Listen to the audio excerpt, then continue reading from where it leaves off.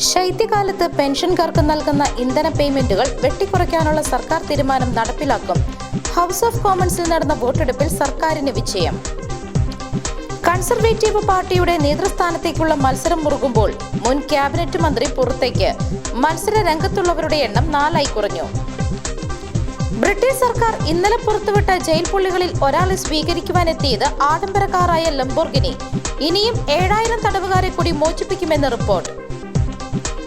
3000 പേരുടെ ജീവനെടുത്ത ലോകത്തെ നടുക്കിയ കറുത്ത ദിനം. വേൾഡ് ട്രേഡ് സെന്റർ ഭീകരാക്രമണം നടന്നിട്ട് ഇന്ന് 23 വർഷം. സ്റ്റേഡിയത്തെക്കാൾ വലിപ്പം, ഭൂമിയെ ലക്ഷ്യമാക്കി ഉൽക്ക, ഭീഷണിയെന്ന് ISRO. ഡൽഹിയുടെ വലുപ്പത്തിൽ ലഡാക്കിൽ ചൈന ഭൂമി കൈയടക്കിയിട്ടുണ്ട്.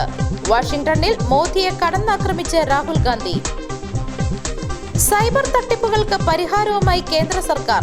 പരിശീലനം പൂർത്തിയാക്കി സൈബർ കമാൻഡോസ്.